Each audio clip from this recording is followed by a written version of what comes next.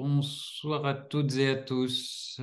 Voilà, écoutez, une grande joie de vous retrouver. C'est donc la première soirée qu'on propose cette année de visio. Voilà, un triptyque, 3 soirées sur le spirituel pour le MEJ, pour les ES, pardon. Voilà, donc on a vu dans la présentation que certains venaient de Dijon, de Bretagne, des Côtes d'Or, du Luxembourg. J'ai noté du Nord, de Toulouse, de Blagnac. Voilà, donc je suis très heureux qu'il y ait un peu cette diversité qui soit représentée. N'hésitez pas à montrer vos visages aussi, on sera heureux de se voir les uns les autres. Voilà. Donc on a imaginé que voilà, le thème de la vocation pouvait nous rejoindre les uns les autres pour cette première soirée. Euh, Bonsoir Octave. Voilà, et je vous propose donc c'est Cyril Causse, voilà, qui est jésuite, qui va nous accompagner pour démarrer, pour nous introduire un peu à ce thème de la vocation ce soir. Mais avant qu'on démarre, je vous propose qu'on prenne un petit temps de prière, voilà, qui sera pas très long, mais on va prendre un petit temps de prière avec un chant du Mège, voilà. Donc c'est le chant du Mège, préparer les chemins du Seigneur. Et puis on aura un petit temps de prière perso et on finira avec un texte de prière d'offrande.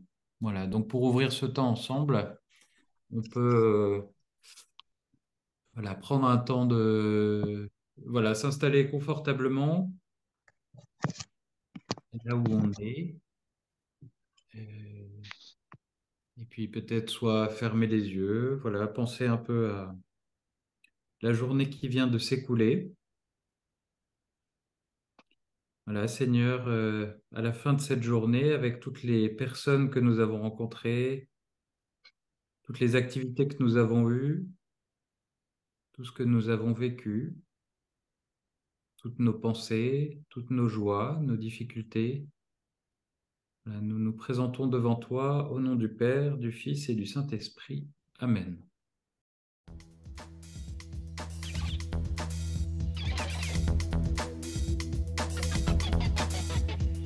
Préparez le chemin du Seigneur, préparez vos cœurs, préparez le chemin du Seigneur, changez de vie. Préparez le chemin du Seigneur, préparez vos cœurs, préparez le chemin du Seigneur, changez de vie. Annoncez-le, criez son nom toute la terre. Annoncez-le par les nations, il va venir.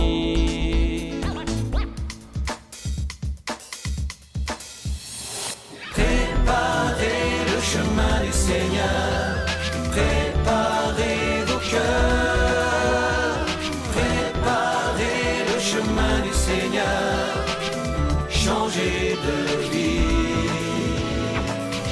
Ouvrez les yeux, témoins brûlants de sa lumière. Ouvrez les yeux sur votre temps, il vous rejoint.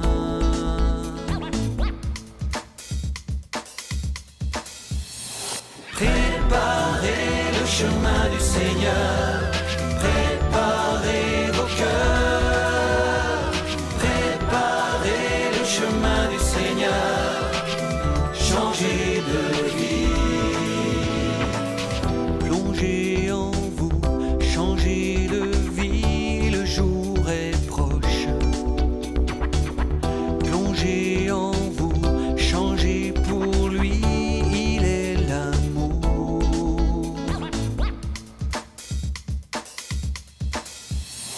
Préparez le chemin du Seigneur,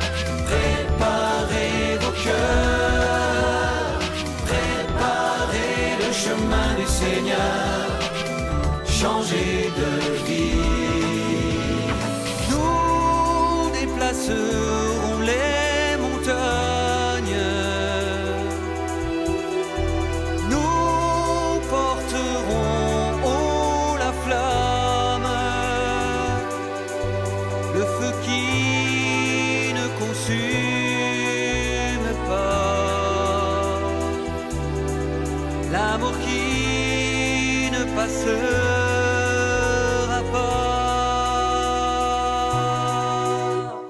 Préparez le chemin du Seigneur, préparez vos cœurs, préparez le chemin du Seigneur, changez de vie. Laissez souffler l'Esprit de Dieu sur votre cœur. Laissez souffler l'Esprit de Dieu, il est devant.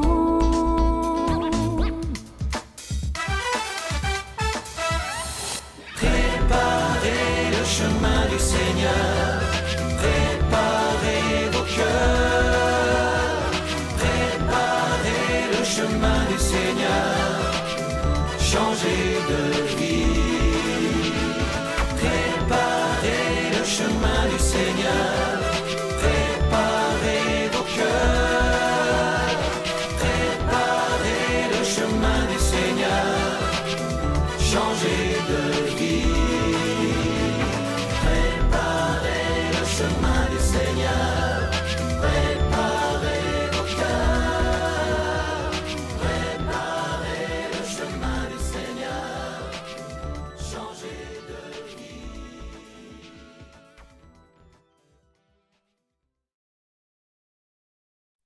On peut prendre un petit temps de silence maintenant pour voilà, préparer nos cœurs. C'est aussi rendre grâce à Dieu. Donc on peut prendre un petit temps simplement dans le silence de son cœur pour remercier le Seigneur pour telle ou telle chose de notre journée, tel événement qui nous a donné de la joie, de la paix. Voilà, peut-être dans des personnes qu'on a rencontrées aujourd'hui, peut-être dans un événement qu'on a fait, un travail qu'on a fait, ou bien un trajet, une musique qu'on a écoutée, un visage qu'on a vu. On peut rendre grâce, prendre quelques instants pour rendre grâce au Seigneur pour tel ou tel instant de notre journée.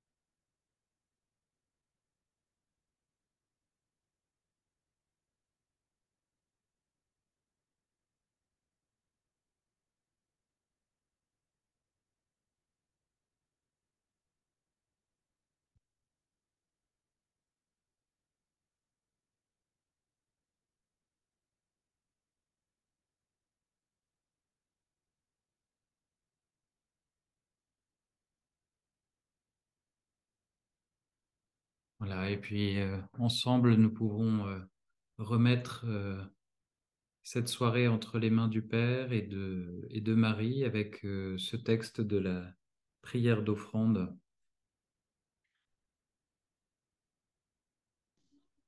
Père très bon, nous savons que tu es toujours avec nous. Nous voici devant toi. Mets nos cœurs une fois encore auprès du cœur de ton Fils Jésus, qui s'offre à nous et qui vient avec nous dans l'Eucharistie. Que ton Esprit Saint fasse de nous son ami et apôtre, disponible à sa mission de compassion. Nous mettons en tes mains nos joies et nos souffrances, tout ce que nous possédons en communion avec nos frères et sœurs en ce monde. Avec Marie, nous t'offrons cette soirée de partage. Viens habiter nos cœurs et nos intelligences. Amen. Au nom du Père, du Fils et du Saint-Esprit. Amen.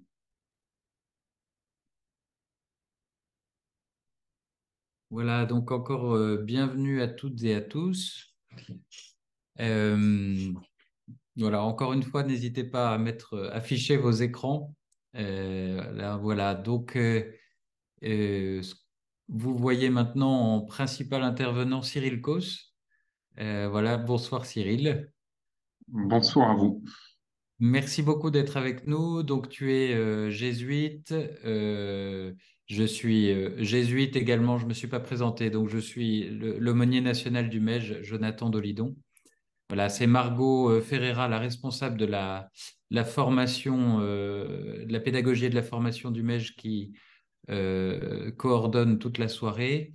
Et Cyril, toi, tu interviens. Donc, tu es responsable du service des vocations jésuites. Oui, Et tu nous fais la joie d'être avec nous ce soir pour pouvoir nous parler justement un peu du thème de cette de la vocation. Donc, on va pouvoir avoir un temps. Je vais te laisser la main pour présenter, mais avoir un temps d'abord avec toi ce soir. Et puis après, on aura un temps de lecture d'un texte ensemble. Et puis un temps de partage en groupe que vous aurez les uns avec les autres. Voilà, mais donc je te donne la parole, Cyril. merci. Et ben, bonsoir à tous. Du coup, j'espère que la présentation s'affiche. Moi, je vois juste mon visage, mais peut-être que pour tout le monde, c'est bon. Ah bah voilà, magnifique. Euh, donc oui, je vais vous parler un petit peu de vocation, je crois, en 20 minutes, hein, c'est ça, pas plus. Ce qui est la vocation, c'est un thème très large. Donc évidemment, je vous donnerai quelques points. Ça ne pourra pas être complet. Mais je voulais commencer par cette question. Et toi, tu l'as, ta vocation, de manière un peu provocante. Alors, ce n'est pas du tout la manière dont j'envisage forcément la vocation et dont je vous conseille d'aborder la question de la vocation. Mais il faut savoir qu'il n'y a pas si longtemps, dans l'Église, on avait tendance à ne parler de vocation que pour des vocations très spécifiques, celles de prêtre, celles de bonne sœur, surtout celles de prêtre. Et que donc, on pourrait se dire la vocation, c'est qu'une vocation spécifique de prêtre ou de religieuse, et que la plupart des gens, la plupart des chrétiens, en fait, on n'a pas vraiment de vocation. Et justement, en fait, cette expression, elle est un peu faussée. C'est pas la bonne manière d'aborder la question de la vocation. Alors, c'est faussé parce que, euh, d'abord, trouver sa vocation, il y a un peu l'idée qu'il faudrait absolument rentrer dans une case pour accomplir sa vie, pour être un bon chrétien, pour plaire à Dieu peut-être, et que donc une vocation, ce serait telle tâche, telle mission, telle manière de vivre. Il faut que je trouve ma vocation pour avancer. Or, ce n'est pas exactement ça. Il y a aussi souvent l'idée que cette vocation, c'est peut-être Dieu qui va me la donner, ça va tomber un peu du ciel, et j'attends que ça arrive, ça n'est pas encore arrivé, ou alors peut-être que c'est arrivé, mais et du coup, il n'y a aucune place pour moi, ce que j'ai envie de faire, mes désirs, ma liberté, alors qu'en fait, la vocation, elle va évidemment faire appel à notre liberté. Donc, s'il y a une chose que vous pourrez retenir de ce que j'ai à dire aujourd'hui, c'est quand on parle de vocation et de vocation chrétienne, il faut vraiment d'abord penser à une relation personnelle avec Dieu. Et avec cette idée que quand on parle de vocation, il y a un peu l'idée de voix. L'étymologie du mot, c'est aussi la voix qui appelle. Bah, c'est d'abord un dialogue avec Dieu auquel on est appelé. C'est pas d'abord quelque chose qu'il faut faire, quelque chose qu'il faut choisir. C'est d'abord une relation personnelle avec Dieu que Dieu va avoir avec chacun de nous. Donc ça, je vais un petit peu le développer aujourd'hui et puis vous donner quelques fondements du coup sur la vocation. Comment est-ce que on peut chercher un peu sa vocation si on est tous appelés à vivre cette relation avec Dieu. On a tous, d'une certaine manière, une vocation. Comment est-ce qu'on peut avancer? Je vais essayer de vous donner quelques fondements. Alors, je voulais commencer avec cette question pour vous, en fait, de manière très, très large. Si vous cherchez les mots qui vous viennent un peu spontanément pour penser à vocation, bah, quels sont les mots qui vous viennent? Ça, je vous propose peut-être de prendre du coup une petite minute pour vous dire, bah, tiens, vocation, ça veut dire quoi pour moi? Il y a quel mot que je mettrai en lien avec ça? On va pas pouvoir tous parler, mais si vous voulez peut-être écrire dans le chat, ça permet de voir un peu les mots qui surgissent, si ça te va, Jonathan. Oui, c'est parfait. Alors, métier, vocation professionnelle, très bien. Donc ça, on est vraiment du côté du travail. Engagement, comment utiliser mes talents. C'est important, les talents aussi pour la vocation, tout à fait. Et l'engagement, c'est très proche. Choix, alors évidemment, vocation, ça peut amener à certains choix, des choix forts ou des choix aussi plus ordinaires. Ça, c'est des bonnes, en fait, c'est des bonnes idées. Ce qu'on veut faire, nous dit Sacha, c'est intéressant parce que ça parle du désir. Et ça, c'est vrai que c'est très important. Et Cédric, alors il y a le mot appeler qui est intéressant. Ça rejoint un peu ce que je disais sur vocation. Il y a un peu l'idée d'une voix qui appelle. Et donc, de fait, pour un chrétien, la vocation, ça va être aussi un appel dans une relation. Engagement, on l'avait déjà eu, donc ça revient, très bien. Et un long chemin, oui, sans doute que la vocation, bah, c'est toute une vie en fait. Notre vocation, ça va se déployer dans le temps, donc c'est un long chemin et c'est pas forcément mauvais que ça soit un long chemin. Mariage, bah, ça, j'y viendrai peut-être à la fin, mais c'est une des formes, ce qu'on appelle un état de vie, qui est une des formes de vocation plus particulièrement reconnue par l'Église comme une belle vocation, mais parmi d'autres, et c'est pas du tout exclusif. Se chercher, alors voilà, il y avait les choix. Avant de faire des choix, bah, on cherche souvent pendant longtemps. Donc ça aussi, c'est... Voilà, bah, très bien. Voilà, vous êtes vraiment sur des thèmes que moi j'avais aussi. Alors si on regarde la slide suivante, j'avais juste mis aussi quelques termes qui moi me venaient. Alors appel, vous en avez parlé. Engagement aussi. Euh, Bah oui, du coup, le travail, mais le mot évoque plutôt le domaine religieux. Alors voilà, on y reviendra peut-être à la fin. Est-ce que la vocation, c'est d'abord religieux? Bah, je crois pas, justement. C'est-à-dire, c'est pas d'abord un engagement comme religieux, religieuse ou prêtre. Mais ça, peut-être qu'on y reviendra à la fin. Ce que vous avez beaucoup souligné et que moi j'ai moins souligné, c'est la dimension de travail. Et en fait, c'est vous qui avez raison, je pense, parce que souvent la question de la vocation, c'est aussi quel est le travail qui va donner un sens à ma vie. Et le pape, je crois qu'on le verra dans les textes, le texte de Christus Vivit que vous allez lire après, il parle du travail comme une des dimensions de la vocation très importante. Alors moi, j'ai mis bonheur. Je crois que personne n'a parlé de bonheur parce que je trouve que c'est toujours bon quand on aborde la question de la vocation de se dire, ben, si ma vocation, elle ne me mène pas au bonheur, c'est quand même problématique. Donc la vocation, elle a un lien intime avec le bonheur et ce qui va nous rendre profondément heureux. Et là aussi, dans le discernement, quand vous aurez à faire des choix, il faut bien le garder en tête parce que si vous avez l'impression que votre vocation, c'est quelque chose qui vous enfonce, oui, je suis appelé à ça, mais ça ne me rend pas vraiment heureux, bah, c'est peut-être pas tout à fait ça. Ou alors, il faut vraiment prendre un peu de recul pour réfléchir. Et puis, alors, moi, j'ai mis destiné au centre. Alors, destiné, c'est pas un terme qu'on aime beaucoup parce que c'est pas un terme très, très chrétien, en fait, parce que ça donne l'idée que notre vie est toute tracée. Je pense que c'est un terme que certains pourraient utiliser aujourd'hui de nos contemporains. Ce que j'aime bien dans ce terme, c'est quand même l'idée que ça donne un sens peut-être à toute la vie. Il y a une idée d'accomplissement dans la destinée et je crois qu'on recherche aussi dans la vocation. Quand quelqu'un vous dit ah oui, moi j'ai un métier vraiment et une vie là qui me plaît beaucoup, je sens que je suis vraiment dans ma vocation, il vous dit pas seulement qu'il aime faire ce qu'il fait maintenant, mais qu'il sent que ça donne un peu un sens à toute sa vie. Donc ça rejoint peut-être l'idée de Servan sur le long chemin, sur l'idée que ça structure, ça permet d'approfondir toute une vie. Voilà, donc là, c'était juste pour brasser des grandes idées. La vocation, elle a vraiment trait à tout ça. Donc moi, je vais juste essayer de vous donner quelques fondements pour vous dire, bah, vous, là où vous en êtes, sans doute que vous n'êtes pas au moment de choisir, faire un très grand choix de métier, d'engagement avec quelqu'un, etc. Mais ça va peut-être venir progressivement. Mais quels sont un peu les piliers sur lesquels vous pouvez vous appuyer pour rester ouvert à cette question de la vocation et puis progressivement, bah, avoir des outils pour avancer sur cette question. Alors, comment on va le faire? Je me suis dit, on va prendre un passage de la Bible. Vous savez que la Bible, il y a plein d'histoires, plein de récits, en fait, d'hommes et de femmes qui, d'une certaine manière, cherchent leur vocation. Donc, c'est toujours très bon bah, d'aller lire ces histoires et puis de se dire qu'est-ce que ça vous dit, qu'est-ce que ça nous dit. Donc là, ça va être l'histoire de Moïse, euh, que vous connaissez peut-être pas tous, sans doute un certain nombre d'entre vous la connaissent déjà.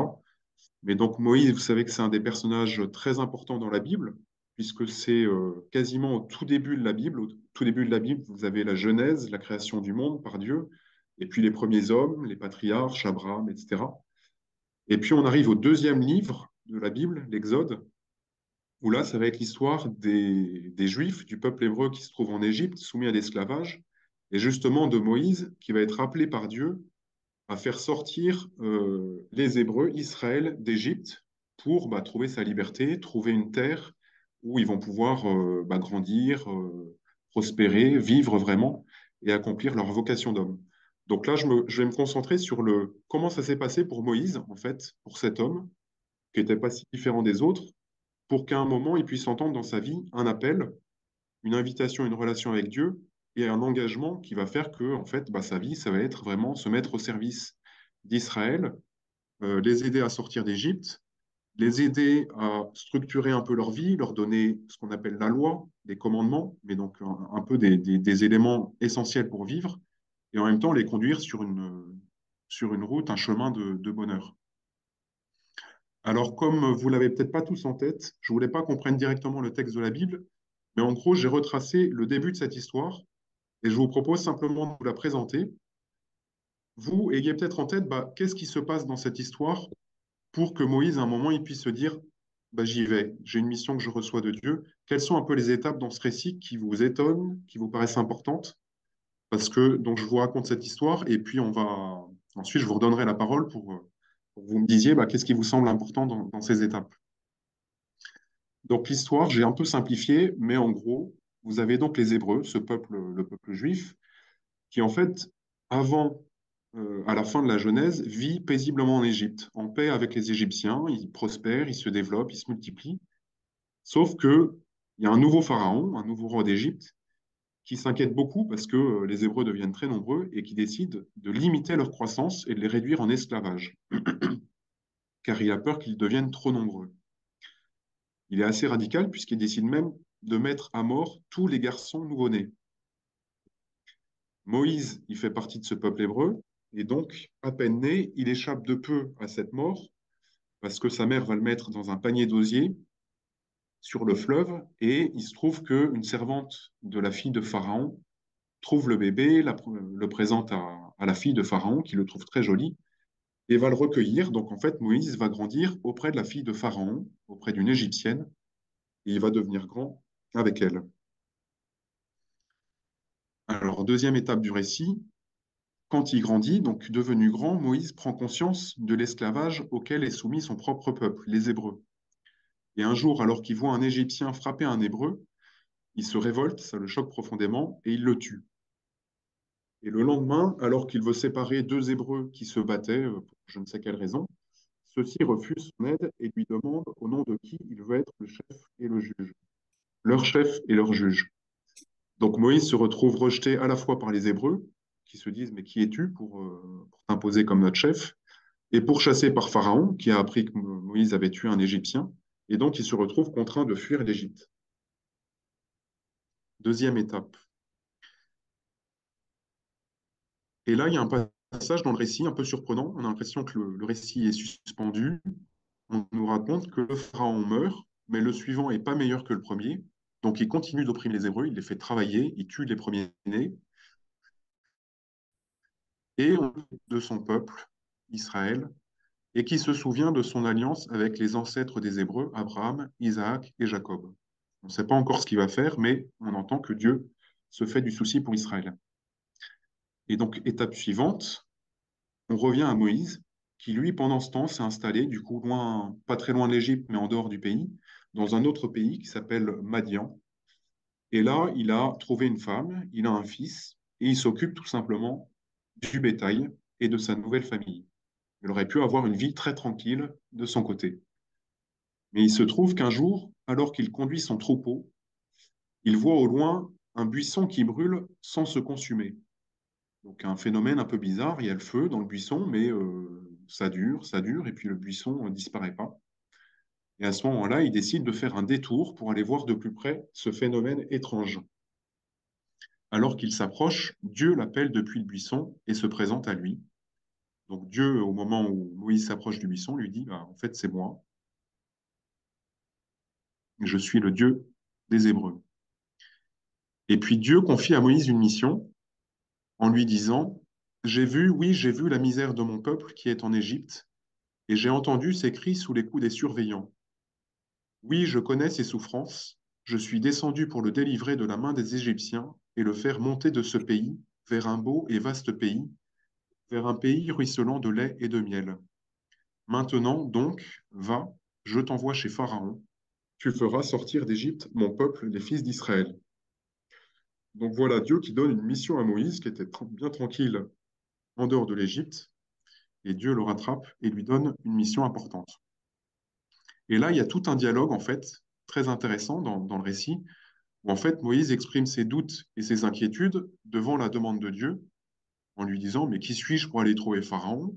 Et puis comment les Hébreux pourraient-ils accepter que je joue ce rôle? Et puis Dieu qui lui répond, qui le rassure, je serai avec toi. Moïse qui continue de s'inquiéter, et s'il ne me croit pas, Dieu qui le rassure à nouveau, et lui dit qu'il l'aidera. Et puis finalement, Moïse dit, mais envoie quelqu'un d'autre, parce que moi, je ne sais pas bien parler, je ne suis pas très doué. Et à ce moment-là, dans le récit, bah, Dieu s'énerve un peu et lui dit, mais si, c'est bien toi que je vais envoyer. Par contre, il l'invite à partir avec son frère Aaron, qui parle bien, lui. Donc il lui dit, pars avec ton frère, mais c'est toi que je vais envoyer. Et finalement, Moïse accepte et se met en route. En fait, l'histoire, elle continue pendant tout le livre de l'Exode. Ça va être tout le récit des plaies d'Égypte que vous connaissez peut-être un peu, et puis de la sortie d'Égypte. Mais là, on va juste s'arrêter là, puisqu'on est au point où, ça y est, Moïse, il a accepté, il a entendu un appel, il accepte et il se met en route. Il va y avoir toute une histoire après, mais il se met en route. Alors là, moi, la question que je veux vous poser, c'est bah, quand vous entendez cette histoire, où on voit bien qu'il y a un appel à un moment de Dieu et une réponse de Moïse, qu'est-ce qui vous étonne dans ce qui se passe? Et puis, si vous arrivez à repérer, est-ce qu'il y a une, deux, trois moments où vous vous dites, là, il se passe quelque chose d'important qui va faire que bah, Moïse, il entend l'appel de Dieu et puis il va y répondre. Là, on peut peut-être prendre aussi une minute pour réfléchir et puis bah, comme tout à l'heure, n'hésitez pas à répondre. Alors, plutôt dans le chat, je pense, si on est un peu nombreux, ce sera plus facile. Oui, il doute de lui, ça c'est sûr. Alors c'est intéressant parce que justement, il pourrait douter tellement de lui que ça le rend incapable de répondre. Donc en effet, au début, il a peur. Et Maxence et Daphné, du coup, bah, ont raison. À un moment, il arrive à faire confiance à Dieu, peut-être pas juste à lui seul. Moïse ne se fait pas confiance à lui, mais il va à un moment être capable de faire confiance à Dieu et dire, bah, puisque tu m'y appelles et que tu me promets d'être avec moi, je vais pouvoir y arriver. Oui.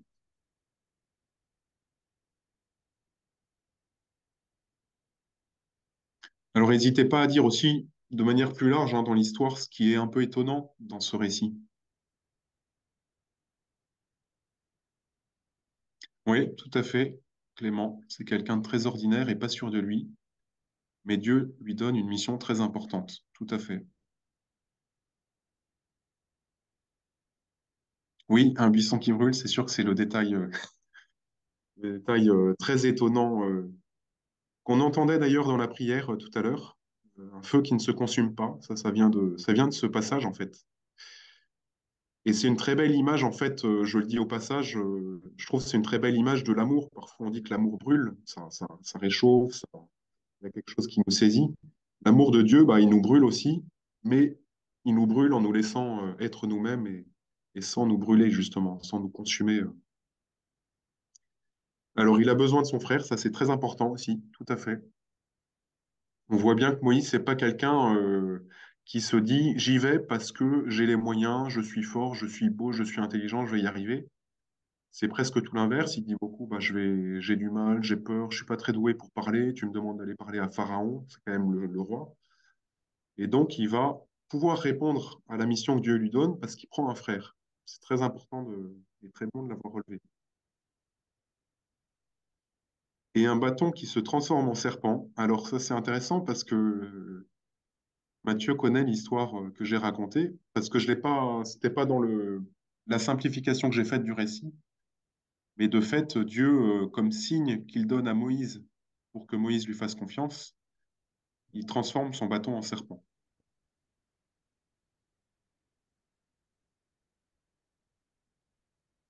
Ce sont des hommes. Alors, du coup, qu'est-ce que ça veut dire? Ce sont des hommes par opposition aux femmes ou ce sont juste des hommes qui sont pas parfaits, mais qui ont leur humanité? Je pense que c'est peut-être plutôt ça.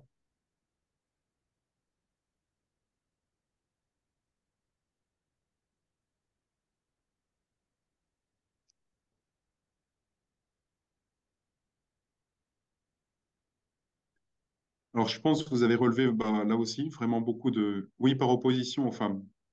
Alors, de fait, là, j'ai pris un récit. Bah, vous savez que dans la Bible, il y a beaucoup de récits différents. Il aurait fallu que je cherche éventuellement un récit de femmes aussi. En tout cas, c'est pas. Évidemment, là, je pense que l'image de la vocation de Moïse peut servir aussi bien à des hommes ou à des femmes. Donc, désolé qu'il n'y ait pas de femmes dans l'histoire ici, mais mon propos sur la vocation s'adresse à tout le monde. Voilà. Alors, moi, de fait, en allant très vite, et puis je reviendrai sur quelques points qui me paraissent importants, mais j'avais noté comme vous que Moïse n'est pas parfait. Et je trouve que c'est toujours bon, en reprenant ce récit, de se dire, alors non seulement il a des limites, il le dit à la fin, il ne sait pas parler, je me sens pas capable, j'ai pas confiance, mais il a tué quand même un homme avant. Donc c'est un meurtrier, Moïse. Alors il était peut-être pour de bonnes raisons, il s'insurge contre la violence qui est faite à son peuple, mais je trouve que c'est toujours bon pour nous, quand on se projette un peu sur les exemples des saints, de se dire, bah, Dieu, il appelle vraiment des hommes aussi pécheurs qui font des fautes dans leur vie. Mais il les prend tels qu'ils sont, et avec Moïse, il va pouvoir faire quelque chose de grand, même si c'est un homme qui a des limites, et même si c'est un homme qui, à un moment, s'est quand même laissé emporter par la colère. Un deuxième point, moi, que j'ai souligné, peut-être qui est moins venu dans ce que vous avez dit, c'est que dans cette histoire, vous voyez bien que le fait qu'on mentionne Dieu à un moment, c'est un peu au centre. Hein, on nous raconte l'histoire de Moïse, ça s'interrompt, puis on nous dit Dieu prend pitié de son peuple Israël. Et d'ailleurs, ils ne nous disent pas Dieu prend pitié de Moïse. C'est-à-dire que la vocation, la mission de Moïse, elle va pouvoir se déployer à partir du moment où on apprend que Dieu, en fait, il se soucie des hommes, il se soucie de son peuple Israël qui est en train d'être soumis en esclavage, et que c'est à partir de cette considération pour les plus pauvres que va pouvoir naître la vocation de Moïse. Ça, je vais y revenir après, mais je crois que c'est important aussi. Alors, je vais simplement reprendre à partir de cette histoire trois points plus généraux qui pour moi sont vraiment les fondements à garder en tête, peut-être sur la question de la vocation. Alors le premier point, c'est ce que je viens de dire. Si on peut passer, voilà. Euh, Dieu est au centre de l'histoire. Alors je le disais dans le récit que je vous ai raconté, c'est vraiment dans cet ordre que c'est dans la Bible. Il y a vraiment ce moment au centre de l'appel de Moïse où on dit Dieu, en fait, regarde Israël. Dieu n'est pas complètement indifférent. Il voit ce qui se passe, il aime les hommes, et il voit en particulier les plus pauvres. Et ça, c'est très important de se dire, quand on parle de vocation, revenir d'abord à l'idée que Dieu, le Dieu auquel on croit, c'est pas un Dieu qui est lointain, qui est absent.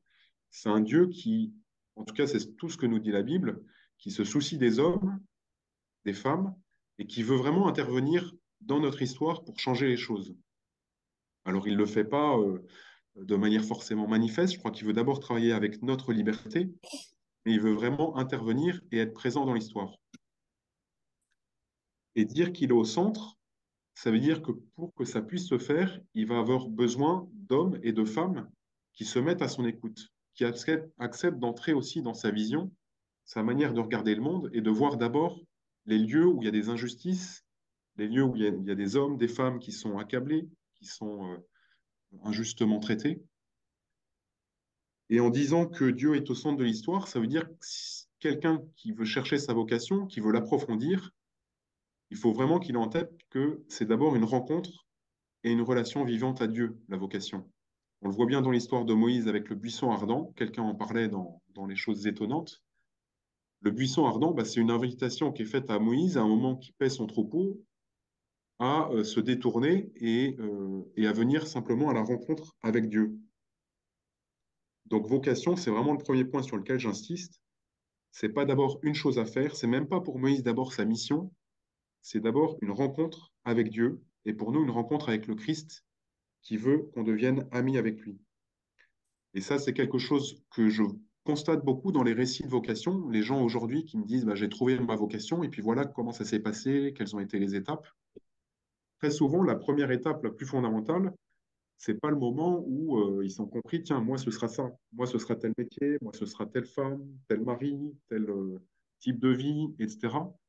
C'est des gens d'abord qui font l'expérience dans une retraite, ou ça pourrait être un camp-mèche, ça pourrait être différentes occasions, mais en fait, je sens, j'ai fait une expérience, Dieu m'aime, Dieu me parle à moi, dans mon cœur, et c'est cette relation profondément qui va donner du sens à ma vie. On n'est pas d'abord du côté qu'est-ce que je dois faire, mais c'est d'abord du côté de la relation.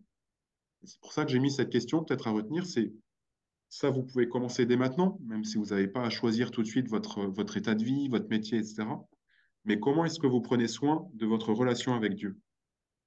Sans cette relation avec Dieu, bah, il n'y a pas de vocation qui puisse, à mon avis, se déployer parce qu'elle ne prendra pas racine dans cette relation qui est essentielle. Et je notais une chose, je crois, au Mège, que vous pratiquez pas mal, les relectures, les stop carnets pendant les camps Mège. Bah, c'est vraiment une chance. C'est-à-dire que vous êtes formé à essayer de relire vos journées, qui est aussi une manière de voir bah, comment Dieu vous parle à chacun de vous personnellement dans votre journée, dans tout ce que vous faites. Donc ça, c'est vraiment une manière euh, d'apprendre à nourrir cette relation avec Dieu. Le deuxième fondement, pour moi, qui est très important, et c'est vraiment très clair quand on regarde l'histoire de Moïse, c'est un peu ce que je disais, Dieu, il se soucie, je crois, de tous les hommes, de toutes les femmes, mais en particulier parmi ceux-ci, des plus pauvres, des exclus. Et ça, vraiment, la Bible en témoigne tout le long. Si Dieu choisit Israël, c'est pas parce que Israël est le plus beau des peuples, le plus grand des peuples, mais parce que Israël, justement, est quand même un des peuples qui est sans cesse opprimé, écrasé par ses voisins. Et Dieu a un amour très particulier pour les plus pauvres. Qu'est-ce que ça veut dire? Ça veut dire que la vocation, quand on parle de vocation, c'est pas d'abord une vocation, Dieu ne veut pas d'abord une vocation pour chacun de nous individuellement. C'est-à-dire, quand je me pose la question de ma vocation, il ne s'agit pas de me demander qu'est-ce que moi je veux faire pour moi-même, mais il s'agit d'ouvrir grand les yeux sur le monde, sur la société, de voir aussi les situations d'injustice, les plus pauvres, et puis plus près de moi, les gens plus faibles, plus petits, et de me dire comment, moi, ma vocation, ça va pouvoir être aussi de m'engager au service de ces gens. Beaucoup ont mentionné le terme d'engagement, il est très bon. C'est-à-dire qu'une vocation n'a pas de sens si elle n'est pas aussi un don à d'autres, un service en particulier aux plus faibles. Parce que Dieu a ce souci-là aussi. Du coup, je trouve que ça pose aussi, quand on veut cheminer vers cette question de la vocation, qu'est-ce que je vais faire de ma vie? Ça vaut vraiment le coup de se demander bah, comment est-ce que j'ouvre grand les yeux autour de moi pour voir les plus petits et m'engager pour eux à mon niveau. Et ça ne veut pas dire qu'il faut tous devenir des grands apôtres de la charité, des grandes mères Teresa, etc. On n'est pas tous appelés à ce type d'engagement, mais rien que dans vos familles, dans vos cercles d'amis, à l'école, dans vos groupes du MEJ, on peut vraiment apprendre à prendre soin les uns des autres, à se traiter comme des frères, comme des sœurs, et puis sentir, bah là, il y en a un qui va moins bien. Donc, je vais être un peu plus présent avec lui. Il y en a un qui est moins à l'aise dans le groupe, donc je vais l'aider à découvrir les autres, à se trouver à l'aise. C'est avoir ce sens un peu de dire ce qui va combler ma vie, c'est pas d'abord un idéal, un beau boulot qui me fait du bien à moi. C'est si ça me fait certes du bien à moi, ça me rend heureux, mais ça me rend heureux parce que ça me met en lien avec les autres et ça m'aide à construire une société bah, plus heureuse, plus juste, où les hommes et les femmes bah, s'aiment et se respectent. Donc ça, c'est le deuxième fondement, c'est le souci aussi des pauvres qui est à avoir, à mon avis, autour de la question de la vocation.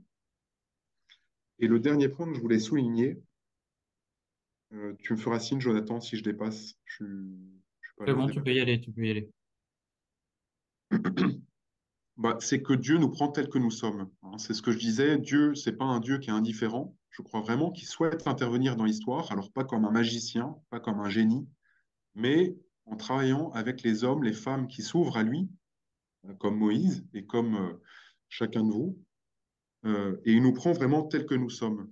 On le voit avec Moïse, avec nos joies, avec nos peines, avec nos désirs, nos rêves. Et ça, c'est très important aussi quand vous allez vous poser la question de quel métier je veux faire, quel type d'engagement je veux prendre et comment tout ça s'inscrit dans ma vocation de chrétien, de chrétienne. C'est de se dire, Dieu, il est très heureux qu'on lui apporte aussi nos désirs, nos rêves et nos talents. Je pense que dans l'histoire, Dieu, il n'a pas choisi Moïse pour rien. Quand on y réfléchit, Moïse, c'est quelqu'un qui est à la fois juif, hébreu, pleinement. Ses parents de sang sont hébreux. Et puis, en fait, qui a grandi toute sa vie avec des Égyptiens. Donc, il est entre deux peuples. Et c'est pas absurde que Dieu se soit dit, bah, cet homme, c'est l'homme qu'il faut que j'envoie auprès de Pharaon et auprès des Hébreux en même temps. Donc, je crois que Dieu, quand on pense à vocation, il va pas nous donner une mission comme ça qui tombe du ciel, mais il va regarder aussi bah, quels sont vos désirs, quelle est votre histoire, qu'est-ce qu'il y a comme talent, comme capacité, et c'est à partir de ça que vous allez pouvoir inventer aussi votre vocation. Et puis, il y a aussi les faiblesses. Et je crois que c'est très important, vous l'avez souligné, Moïse, quand il parle avec Dieu, il montre ses faiblesses, il montre ses limites, et ça, je crois qu'il n'y a pas de vocation aussi chrétienne qui peut grandir si on ne s'ouvre pas à la miséricorde de Dieu. C'est-à-dire si on ne confie pas à Dieu et si on ne parle pas avec lui de ce qui va bien, mais aussi de ce qui est plus difficile. Si on ne le fait pas, ben, on risque de le garder Dieu un peu à la porte, peut-être par crainte, alors que Dieu, en fait, quand on regarde la Bible et puis l'Évangile aussi, vous pouvez penser à Saint Matthieu, il ne fait qu'appeler des pécheurs, c'est-à-dire des pauvres types, parfois un peu paumés, parfois qui ont des vies pas très nettes, mais il suffit de s'ouvrir à Dieu et de dire, bah oui, là, il y a des choses dans ma vie qui ne sont pas très heureuses, qui ne sont pas très fières, qui sont un peu difficiles, pour que Dieu en fasse de l'or, en fait. Dès qu'on se confie à Dieu et puis qu'on confie son désir d'aller un peu mieux, de faire un peu mieux, ben, je crois que là-dessus peut vraiment germer une vocation. Parfois, c'est sur des lieux de blessure aussi, des lieux un peu difficiles, parce qu'on va le confier à Dieu, qu'on va travailler avec lui là-dessus, que la vocation, elle va germer. Voilà, ça c'était le troisième point. Et j'arrive tranquillement à ma conclusion, encore une fois, sans avoir pu tout dire évidemment sur la vocation, mais j'espère que ça vous donne quelques repères. En conclusion, moi j'aime bien parler de Saint Alphonse Rodriguez. Saint Alphonse Rodriguez, c'est un jésuite qui a vécu au XVIIe siècle, je crois, qui était frère jésuite, donc il n'était pas prêtre, et il a passé l'essentiel de sa vie à être portier dans un collège, dans une école jésuite. Donc portier, ça veut dire qu'il faisait l'accueil. C'est un rôle très simple, ouvrir le collège le matin, fermer le soir, dire bonjour aux gens qui passent, accueillir les élèves, les profs, etc. Sauf qu'en fait, on s'est rendu compte progressivement, et puis notamment après sa mort, qu'il y avait une foule incroyable d'élèves qui aimaient venir lui parler parce qu'il avait beaucoup de talent pour écouter les gens, les accueillir et pour les aider à voir un peu clair dans leur vie, à les conseiller. Ce qui fait que quand on regarde sa vie dans le détail, on se rend compte il a eu une vie assez exceptionnelle pour aider les autres, pour aimer bah, les gens qui passaient, qui avaient besoin d'aide, mais dans un rôle très, très simple, très ordinaire. Tout ça pour vous dire que bah, la vocation, j'ai pris l'exemple de Moïse qui a une mission un peu exceptionnelle, mais c'est vraiment pour nous d'abord chercher aussi dans les circonstances, vous pouvez les vivre de manière plus profonde avec Dieu et de manière plus extraordinaire, mais sans faire forcément des grandes, grandes choses. Euh, voilà. Et puis le dernier point que je disais, c'est peut-être, enfin que je voulais dire, c'est de rester ouvert aussi à des appels plus spécifiques. Je l'ai dit au début, la vocation, ça se résume certainement pas à une vocation de prêtre, de religieux, de religieuse ou même au mariage, mais c'est des appels aussi qui sont des manières de vivre, des manières d'aimer les autres, en fait. Je crois profondément que ces différentes vocations, c'est des manières différentes de s'engager pour les autres, qui sont aussi particulièrement reconnues par l'Église comme des manières d'aimer les autres qui portent du fruit, quoi. Et donc, ça vaut le coup aussi d'y rester ouvert. Il ne faut pas se dire, il faut que je rentre dans une case, parce que c'est vraiment pas ça. Mais de se dire, peut-être qu'un jour, bah, ce style de vie-là, cette manière de m'engager, d'aimer, il va me parler, et je vais tranquillement me poser la question, parce que bah, c'est aussi une manière de se donner aux autres et à Dieu. Voilà, je conclus là-dessus en vous encourageant à approfondir si besoin, mais à ne pas avoir peur de creuser cette question de la vocation qui est une manière chrétienne de parler du bonheur, en fait, tout simplement. Merci beaucoup, Cyril. Euh, Assez simplement, j'ai envie de vous proposer un petit temps éventuellement de questions ou de réactions, soit dans le chat, soit en prenant la parole, voilà, de questions ou réactions que vous pourriez adresser à Cyril par rapport à ce qui s'est dit là. On peut prendre 5-10 minutes autour de ça.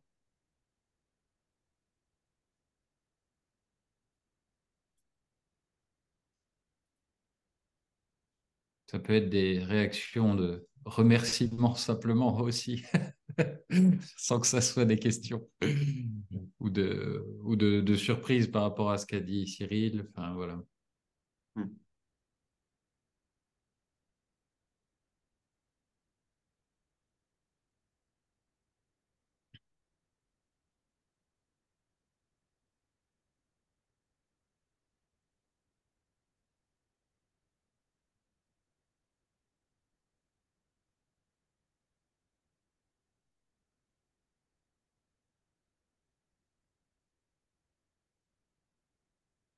Laetitia, apparemment, ça t'a parlé.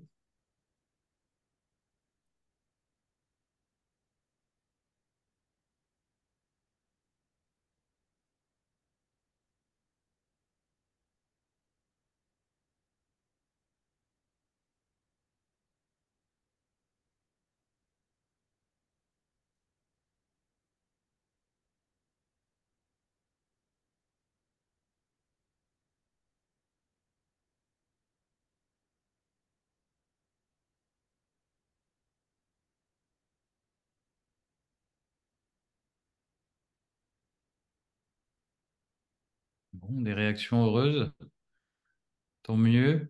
S'il n'y a pas plus de questions, la suite qu'on avait prévue, c'est de pouvoir lire ensemble un texte euh, du pape François. Voilà, quelques extraits choisis de Christus Vivit.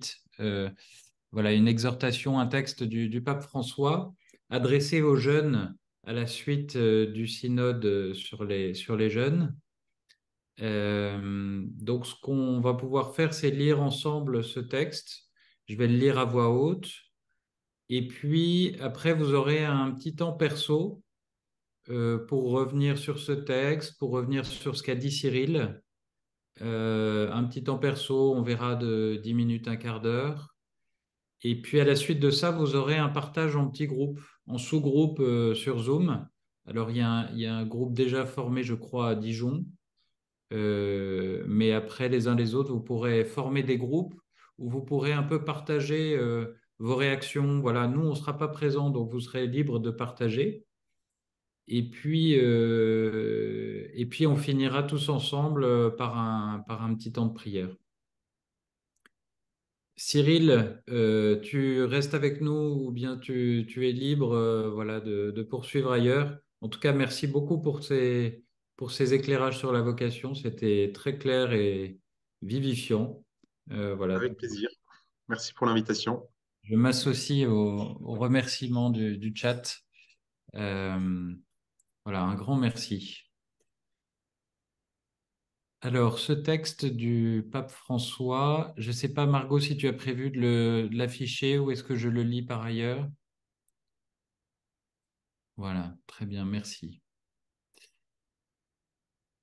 Alors, du chapitre 8 de Christus Vivit du pape François. L'appel à l'amitié avec lui. Ce que Jésus désire de chaque jeune, c'est avant tout son amitié.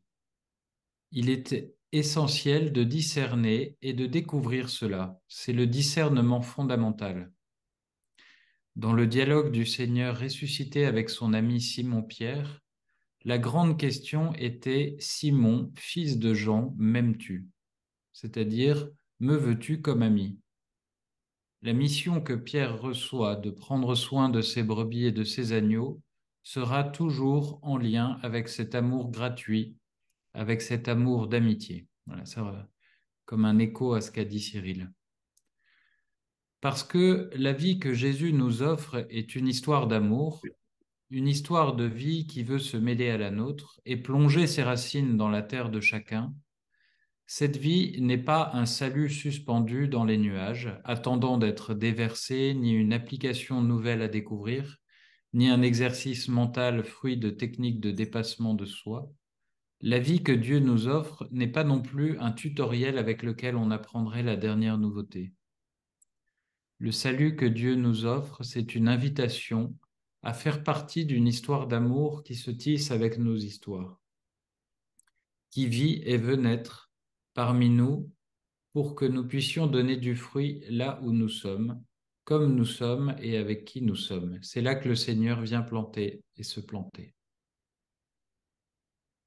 Être pour les autres. Là, c'est vraiment tout à fait un écho aussi à ce que dit Cyril. Ta vocation ne consiste pas seulement dans des travaux que tu as à faire, mais si elle s'exprime, même si elle s'exprime en eux. C'est quelque chose de plus. C'est un chemin qui orientera beaucoup d'efforts et d'actions dans le sens du service. Cela donne une très grande valeur à ces tâches, car elles cessent d'être une somme d'actions que l'on réalise pour gagner de l'argent, pour être occupé ou pour plaire aux autres. Tout cela constitue une vocation parce que nous sommes appelés. Il y a quelque chose de plus que notre simple choix pragmatique. C'est en définitive reconnaître pourquoi je suis fait, le pourquoi d'un passage sur cette terre, reconnaître quel est le projet du Seigneur pour ma vie. Il ne m'indiquera pas tous les lieux, les temps et les détails que je choisirai avec sagesse, mais oui, il y a une orientation de ma vie qu'il doit me montrer parce qu'il est mon créateur, mon potier, et que j'ai besoin d'écouter sa voix pour me laisser façonner et porter par lui. Alors je serai ce que je dois être et je serai aussi fidèle à ma propre réalité. Pour accomplir sa propre vocation, il est nécessaire de développer, de faire pousser et grandir tout ce que l'on est. Il ne s'agit pas de s'inventer, de se créer spontanément à partir de rien, mais de se découvrir soi-même à la lumière de Dieu et de faire fleurir son propre être. Dans le dessein de Dieu, chaque homme est appelé à se développer car toute la vie est vocation. Ta vocation t'oriente à tirer le meilleur de toi pour la gloire de Dieu et pour le bien des autres. Le sujet n'est pas seulement de faire des choses, mais de les faire avec un sens, avec une orientation.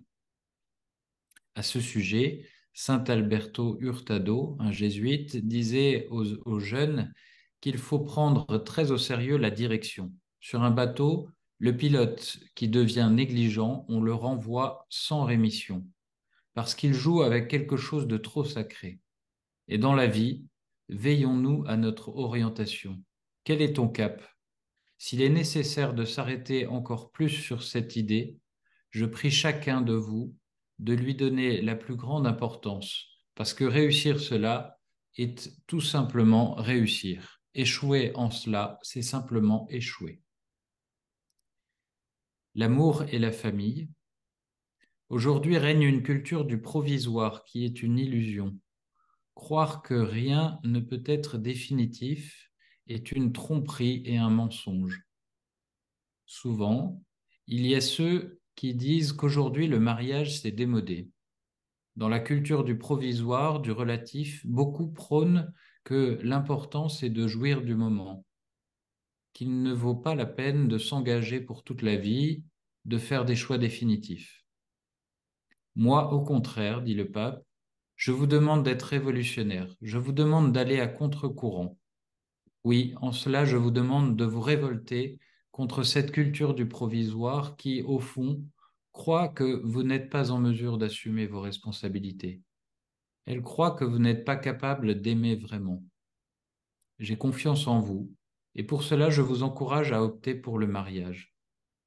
Pour ceux qui ne sont pas appelés au mariage ou à la vie consacrée, il faut toujours se rappeler que la première vocation et la plus importante, c'est la vocation baptismale. Les célibataires, même si ce n'est pas pour eux un choix intentionnels, peuvent devenir un témoignage particulier d'une telle vocation sur leur propre chemin de croissance spirituelle. Alors, un chapitre sur les vocations a une consécration particulière. Dans le discernement d'une vocation, il ne faut pas exclure la possibilité de se consacrer à Dieu dans le sacerdoce, dans la vie religieuse ou dans d'autres formes de consécration. Pourquoi l'exclure? Sois certain que si tu reconnais un appel de Dieu et que tu le suis, ce sera ce qui te comblera. Jésus marche parmi nous comme il le faisait en Galilée. Il passe par nos rues, s'arrête et nous regarde dans les yeux, sans hâte. Son appel est attrayant, il est fascinant. Mais aujourd'hui, l'anxiété et la rapidité de nombreuses stimulations qui nous bombardent font qu'il ne reste plus de place pour ce silence intérieur où l'on perçoit le regard de Jésus et où l'on écoute son appel. Pendant ce temps, arriveront de nombreuses propositions maquillées qui semblent belles et intenses, même si, avec le temps, elles te laisseront vide, fatigué et seul.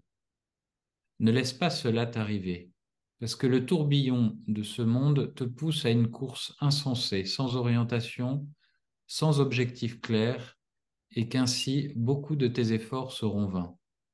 Cherche plutôt ces espaces de calme et de silence qui te permettront de réfléchir, de prier, de mieux regarder le monde qui t'entoure. Et alors, oui, avec Jésus, tu pourras reconnaître quelle est ta vocation sur cette terre. Voilà. Et puis j'ai mis le témoignage d'un jeune, voilà, de Louis, qui a 24 ans. Il raconte, en grandissant, j'avais sans doute une image un peu figée de la manière dont je pouvais devenir saint. De missionnaire au bout du monde à moine trappiste, en passant par être un entrepreneur associatif engagé, il y avait certes plusieurs chemins, mais à chaque fois tout tracé. Et pourtant, les chemins auxquels j'ai été appelé m'ont à chaque fois surpris, tout en s'imposant progressivement comme des évidences. Matheux au lycée, je me suis finalement trouvé un talent pour les mots et une sensibilité créative qui m'ont poussé à me lancer dans la communication et la publicité. J'essaie de vivre cette vocation originale en me nourrissant d'un côté de l'expertise sur laquelle je peux me fonder dans le monde laïque. Je travaille dans l'une des meilleures agences de communication de France. Et de l'autre, en imprégnant autant que possible du message du Christ et des enseignements de l'Église afin de les appliquer à mon travail au quotidien. Ce chapitre, celui qu'on vient de lire, me touche donc particulièrement, notamment à propos du travail. Ta vocation t'oriente à tirer le meilleur de toi pour la gloire de Dieu et pour le bien des autres. Prend sens pour moi quand je pense aux choix de carrière plus faciles ou classiques auxquels j'ai renoncé pour pouvoir écouter la petite voix en moi qui voulait faire éclore mes talents dans la communication. De même, le sujet n'est pas seulement de faire des choses, mais de les faire avec un sens, avec une orientation. Ça fait écho en moi, car il n'est pas question pour moi de limiter mon talent d'expertise à mon travail. Je veux le mettre au service ailleurs, à chaque étape de ma vie, en aumônerie d'école de commerce, chez À Bras Ouverts, sur les réseaux sociaux et en ce moment pour la stratégie de communication de l'Église à destination des jeunes. Voilà, alors un texte dense, mais j'ai sélectionné quelques extraits. Il y a il y a une main qui est levée pour Maxence à Bordeaux. Est-ce que tu veux intervenir? Oui, bah bonjour, c'était pour demander si je pouvais lire les questions. Ah oui, très bien. Alors, tu peux remettre le texte, Margot? Je peux commencer? Oui, vas-y. Euh, Temps personnel, puis échange en petits groupes. Qu'est-ce qui me touche dans ce texte? Et moi, est-ce que je me suis déjà posé la question de la vocation? Où est-ce que je trouve le plus de paix dans ma vie? Merci beaucoup, Maxence. Euh, Avec plaisir. Quel Euh, talent d'oratrice. Merci beaucoup. voilà, super. Donc l'idée là, c'est que vous preniez un petit temps personnel. Qu'est-ce qu'on peut se dire? Il est -20, Margot, on dit jusqu'à 21 h. Oui, on va vous laisser, On vous vous savez, laisse un petit peu de temps personnel, ouais, jusqu'à 20 h, peut-être un petit quart d'heure, 20 minutes. 20 h 55, on dit. Voilà, On dit à 55. 20 h 55, voilà, et d'ici là, vous pouvez relire le texte, repenser à ce qu'a dit Cyril, voilà, écouter les questions que Maxence nous a lues, et puis à 20 h 55, vous serez dispatché en petits groupes. C'est parti? Voilà, et donc on se retrouvera après à 21 h 15 pour finir avec un petit temps de prière ensemble. Mais ça sera, vous serez redirigé directement. Voilà, bon temps personnel, à tout à l'heure.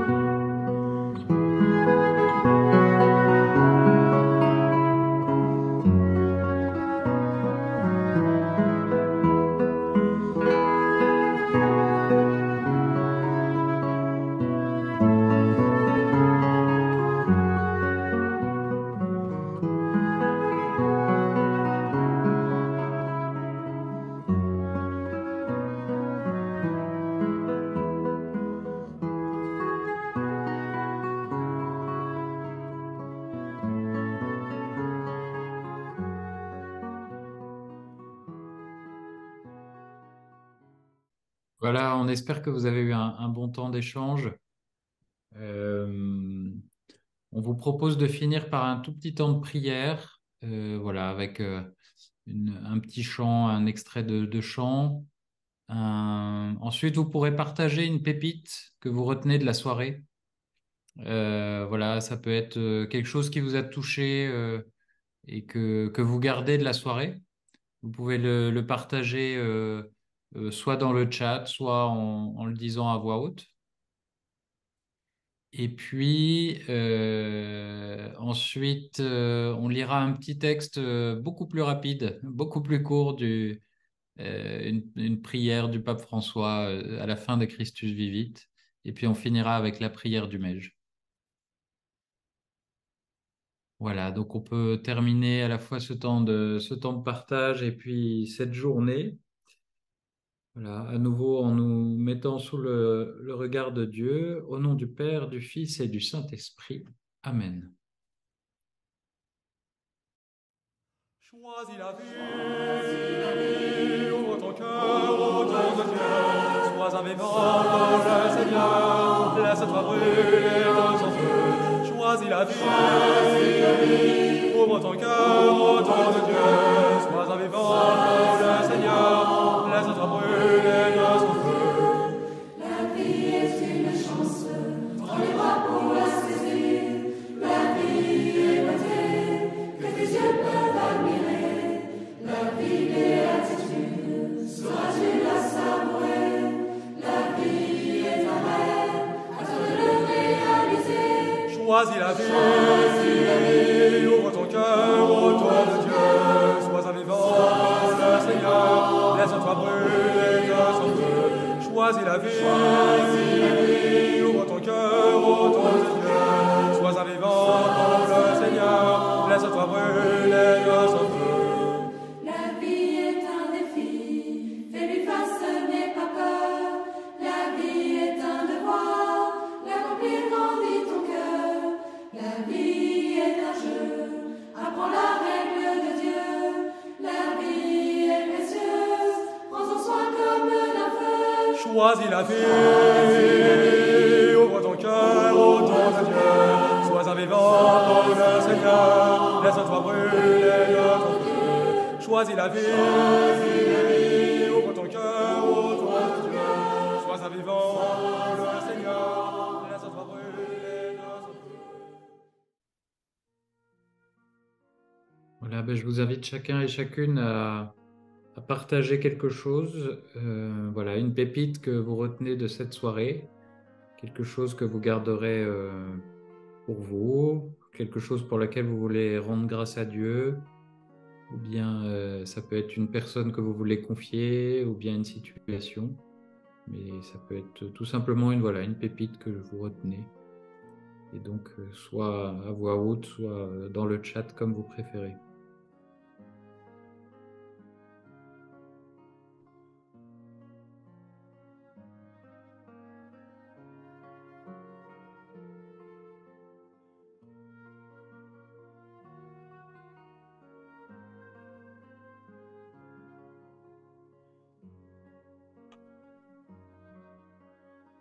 Alors, bonsoir, moi c'est Octave. Une pépite, forcément, bah, la soirée c'était sympa. C'était sympa aussi de pouvoir discuter avec d'autres jeunes. Ce que je retiens vraiment de cette soirée, c'était sympa de passer un moment, oui, avec d'autres chrétiens. Bon, malheureusement, on n'était pas super nombreux. Bon, c'était déjà pas mal, hein. Pépite, bah, j'ai bien aimé le premier, quoique un peu vague. Et donc voilà. Merci.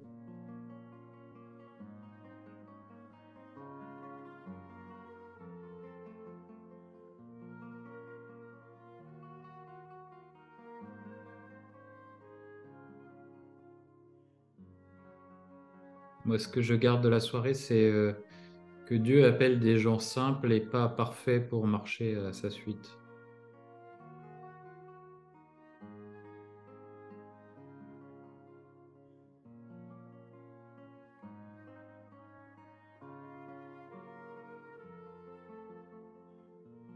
Moi, je retiens que la vocation, bah, c'est pas du tout un sujet simple. Et de toute manière, la quête du bonheur, c'est jamais un sujet simple. Et il faut beaucoup de courage, finalement, je trouve, pour pour vivre une vie remplie de bonheur. Parce que c'est pas forcément inné, quoi. Ça, voilà. Je suis très sensible à ce message-là. Je trouve ça un message de courage, la vocation.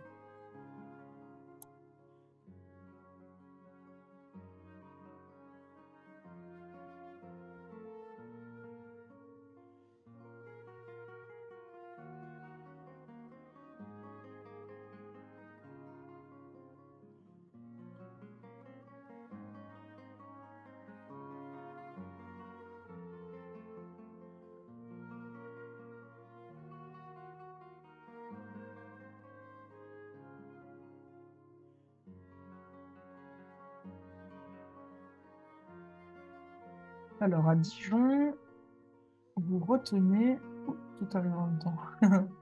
À Dijon, vous retenez l'exemple de Pépite du portier pour sa simplicité dans le choix de sa vocation.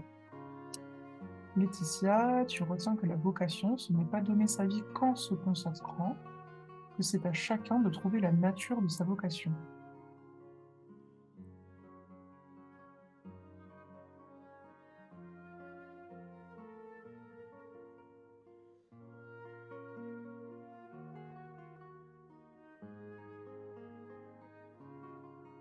Est-ce qu'on a d'autres partages de pépites, soit dans le chat, soit vous activez vos micros. Allez-y, sentez-vous libre.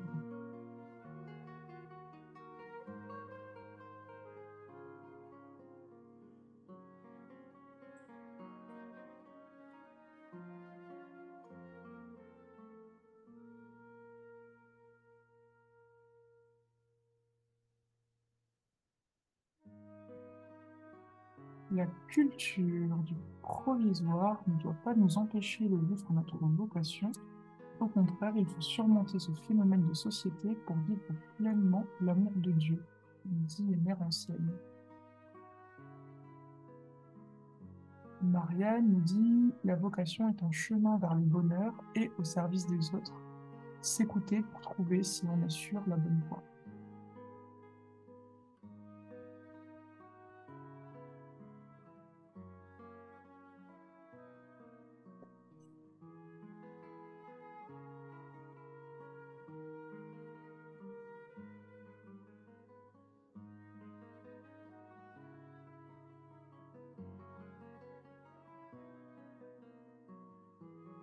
Merci pour toutes ces pépites.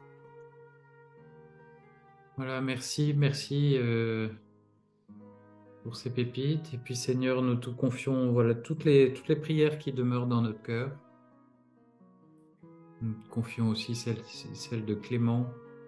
Voilà, la vocation qu'on a nous surprend souvent, mais au final, on se rend compte que c'est ce qui nous convient le mieux.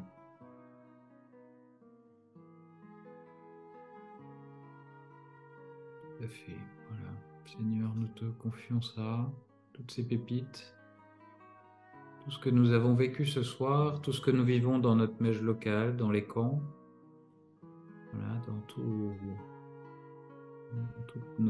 tous nos événements. Nous confions aussi nos vies à l'école, dans nos différents lieux de partage, de sport, de culture, dans nos familles. Voilà. Et puis je vous propose de terminer avec ce petit texte du pape François qu'il nous adresse. Chers jeunes, je serai heureux en vous voyant courir plus vite qu'en vous voyant lents et peureux. Courez, attirés par ce visage tant aimé que nous adorons dans la Sainte Eucharistie et que nous reconnaissons dans la chair de notre frère qui souffre. Que l'Esprit Saint vous pousse dans cette course en avant.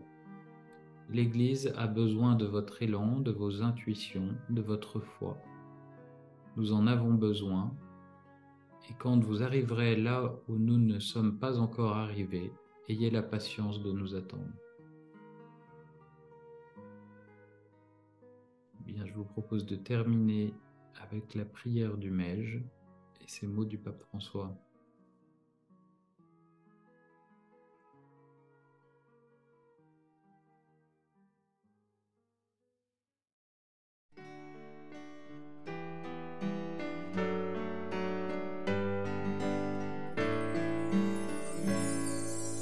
Apprends-nous, Seigneur, à te choisir tous les jours, à redire ton oui dans tous nos gestes d'amour. Donne-nous, Seigneur, de te suivre sans peur, de n'aimer que toi, de te garder dans nos cœurs. Apprends-nous, Seigneur, à te choisir tous les jours, à redire ton oui dans tous nos gestes d'amour. Donne-nous, Seigneur, de te suivre sans peur, de n'aimer que toi, de te garder dans nos cœurs.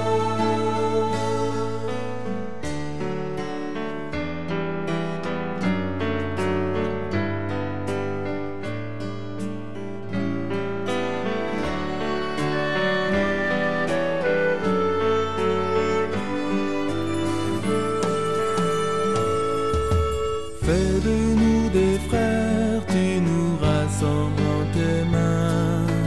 Fais de moi, Seigneur, le témoin devant chacun de ce que j'ai vu, de ce que j'ai entendu, de ce que je crois, de tout ce que j'ai vécu.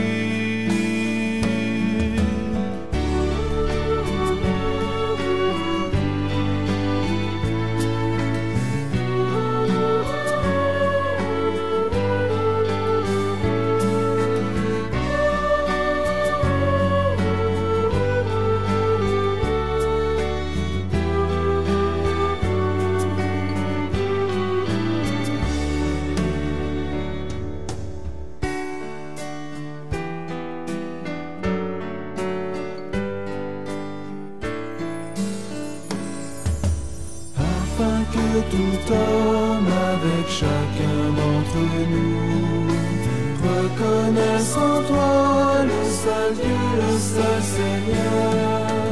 Afin que tout homme avec chacun d'entre nous reconnaisse en toi le seul Dieu, le seul Seigneur. Reconnaisse en toi le seul Dieu, le seul Seigneur.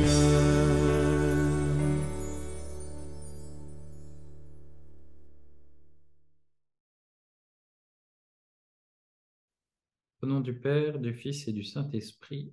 Amen. Voilà, ben merci à toutes et à tous d'être venus. Merci pour cette soirée passée ensemble. N'hésitez pas à alors deux choses. La prochaine, vous dire qu'elle sera sur voilà, le mercredi 10 janvier, voilà, sur l'affectivité. Voilà, ben voilà, que dire un peu, poser un peu des mots sur notre vie affective, tout ce qui nous traverse. Et puis l'autre chose, vous dire, n'hésitez pas à nous faire des retours sur la soirée, à nous dire ce que vous en avez pensé. Comme ça, on pourra modifier des choses pour la prochaine fois. Et s'il y a des trucs que vous avez appréciés plus que d'autres, voilà. Et merci pour vos merci. Merci à tous. À très bientôt.